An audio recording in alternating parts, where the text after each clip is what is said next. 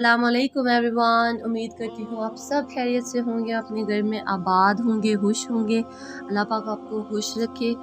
और मैं आज इस वीडियो को स्टार्ट करने से पहले आप सबसे गुजारिश करूँगी, प्लीज़ मेरे चैनल को लाइक करें, सब्सक्राइब करें और इसको आगे मज़ीद शेयर करें। तो दोस्तों, आयत नंबर 57 से हम स्टार्ट करते हैं। सूरह साकी तर्जुमा ये है, बस इसे चखें गर्म पानी और पी। दोस्तों, हमीमुन व गस्साकुन हाजा की खबर है, यानी हाजा हमीमुन व गस्साकुन फल यज़ुकु, ये है गर्म पानी और पीप इसे चखो। हमीमुन गर्म खोलता हुआ पानी जो इनकी आंतों को काट डालेगा, गस्साकुन जहन्नमियों की खालों से जो पीप और गंदा लहू निकलेगा, या सख्त ठंडा पानी जिसका पीना नहायत मुश्किल होगा। आयत नंबर 58 का तर्जुमा है, इसके अलावा और तरह तरह के अजाब शक्ल ही इस जैसे अजवाजुन अनवाह इकसाम, यानी हमीम गसाकुन जैसे और बहुत सी किस्म के दूसरे अजाब होंगे। तो आयत नंबर 57 और 58 में जहन्नमियों का गज़ा का जिक्र है। सरकश काफरों और मुशरिकों को जहन्नम में तोहर का दराख्त और खोलता हुआ पानी, जख्मों की पीप और इस तरह की नागवार चीज़ें दी जाएंगी जो उनके अजाब में इजाफे का बायस होंगी। अस्तगफिरुल्लाह अस्तगफिरुल्लाह, हम कौन सी ज़िंदगी जी रहे हैं। अगर हमें मालूम हो जाए कि हमने आखिरत में इस तरह का अजाब भुगतना है। आयत नंबर 59 का तर्जुमा करते हैं, ये एक कौम है जो तुम्हारे साथ आग में जाने वाली है, कोई खुश आमदीद इनके लिए नहीं है, यही तो जहन्नम में जाने वाले हैं। दोस्तों, ये एक कौम है जो तुम्हारे साथ आग में जाने वाली है। यहाँ पर ये लीडर जहन्नम में दाखिल होने वाले काफिरों के लिए फरिश्तों के जवाब में या आपस में कहेंगे, रहबतुन के मायनी वसत फ़राही के हम मरहबा, ये कलामात तरहीब यानी खैर मुकदमी अल्फाज हैं जो आने वाले मेहमान के इस्तकबाल के वक्त कहे जाते हैं। ला मरहबा इसके बरक्स हैं, कोई खुश आमदीद इनके लिए नहीं। ये उनका खैर मुकदम ना करने की इल्लत है, यानी उनके और हमारे मबैन कोई वजह इम्तियाज़ नहीं है। ये भी हमारी तरह जहन्नम में दाखिल हो रहे हैं और जिस तरह हम अजाब के मुस्तहिक ठहरे हैं, ये भी अजाब जहन्नम के मुस्तहिक करार पाए हैं। वो कहेंगे, तर्जुमा है कि वो कहेंगे, बल्कि तुम ही हो जिनके लिए कोई खुश आमदीद नहीं है, तुम ही ने तो इसे पहले ही से हमारे सामने ला रखा था, बस रहने की बड़ी बुरी जगह है। यानी तुम ही कुफर और जलालत के रास्ते को हमारे सामने मज़ीन करके पेश करते थे।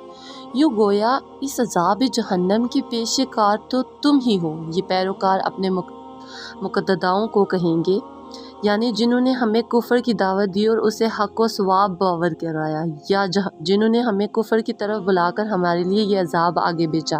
दोस्तों, आयत नंबर 59 और 60 में अहले जहन्नम का बाहमी मुकालमा बयान हुआ है। ये अहले दोज़ख के दोज़ख में दाखिल होने के वक्त का एक मुकालमा पेश किया गया है।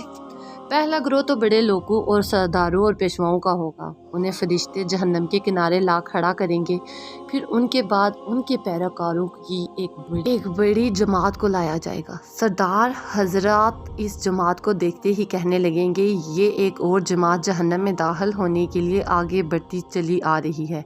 इन पर अल्लाह की मार और पटकार ये कहाँ से आ गए।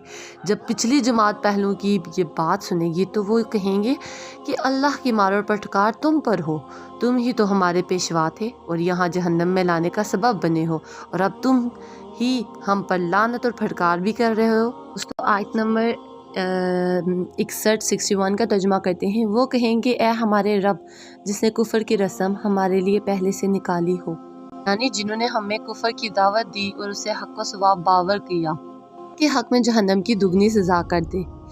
यही बात है जिसे और भी कई मकामात पर बयान किया गया, मतलब सूरह अराफ में और सूरह अहज़ाब में। दोस्तों, आयत नंबर 61 में ना इन दो ज़िहियों का जिक्र है जो आपस में एक दूसरे पर ज़मात लगा रहे होंगे।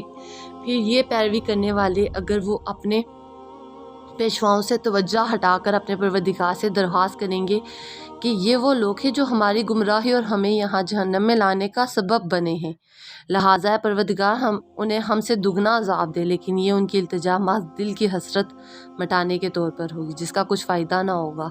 ये बात तो सच्ची है कि अब भी जो توبہ کر لے اس کی دعا قبول ہوگی، مرنے کے بعد کوئی دعا قبول نہیں ہوگی، کوئی توبہ قبول نہیں کی جائے گی۔ یہ صرف ہمارا دل بہلانے کی خاطر ہے کہ ہاں ہم جب مر جائیں گے تو ہم اللہ سے التجا کریں گے کہ اب ہمیں معاف کر دیں۔ آیت نمبر 62 کا ترجمہ کرتے ہیں، اور جہنمی کہیں گے کیا بات ہے کہ وہ لوگ ہمیں دکھائی نہیں دیتے جنہیں ہم برے لوگوں میں شمار کرتے تھے۔ آیت نمبر 62 میں تھا، اشرار ان سے مراد فقراء مومنین ہیں، جیسے عمار، حباب، صہیب، بلال و سلمان وغیرہ، ہم رضی اللہ تعالیٰ عنہم۔ انہیں رؤسائے مکہ، عذرائے حبس برے لوگ کہتے تھے، اور اب بھی اہل باطل حق پر چلنے والوں کو بنیاد پرست، دہشت گرد، انتہا پسند وغیرہ القاب سے نوازتے ہیں۔ دوستو 62 آیت مبارکہ میں بتایا گیا ہے کہ دوزخی لوگ ان کمزور مسلمانوں کے بارے میں جاننے کی خواہش کریں گے جن کو دنیا میں حقیر سمجھتے تھے، یعنی پیشوا اور سردار قسم کے لوگ آپس میں کہیں گے کہ جن لوگوں کو ہم حقیر اور کمتر درجے کے لوگ سمجھا کرتے تھے، کیا بات ہے وہ ہمیں آج کہیں دکھائی نہیں دے رہے؟ ممکن ہے کہ ہم غلطی پر ہوں جو انہیں حقیر سمجھ کر ان کا مذاق اڑایا کرتے تھے، اور وہ حقیقتاً اچھے لوگ ہوں اور وہ اس عذاب سے بچ گئے ہوں۔ انبیاء علیہ السلام کا توبہ استغفار ضروری نہیں ہے، یہ پہلے بھی میں بتا چکی ہوں کہ کسی لغزش ہی کی وجہ سے ہو، کیونکہ وہ معصوم ہوتے ہیں، ان سے گناہ سرزد نہیں ہوتے، لیکن وہ توبہ استغفار اس لیے کرتے تھے کہ کہیں ان کے دعوتی کام میں کوئی کسر باقی نہ رہ گئی ہو، مطلب ان کا کوئی فرض منصبی کی ادائیگی جو ہے نا وہ اس میں کوئی کمی نہ رہ گیا ہوگی۔ دوستوں مجھے بتائیں نا ہم کون سی زندگی میں جی رہے ہیں، اور ہمیں چاہیے کہ ہم سے جتنا ہو سکے اتنا استغفر اللہ کا ورد کریں، اور ملتے ہیں انشاءاللہ نیکسٹ ویڈیو میں۔ امید کرتی ہوں آپ کو میری ویڈیو اچھی لگی ہوگی، پلیز اس کو لائک کریں، سبسکرائب کریں۔ جزاک اللہ، خدا حافظ۔